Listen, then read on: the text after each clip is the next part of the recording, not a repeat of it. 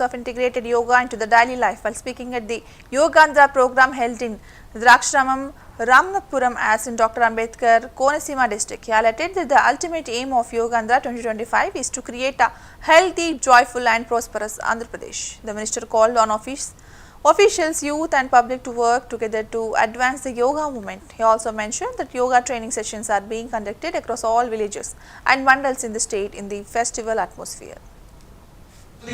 Shoulder rotation 21/6/2025 రోజున మరి యోగాంధ్ర అనే కార్యక్రమంలో 5 లక్షల మందితో నిర్వహిస్తూ ఉన్నారు.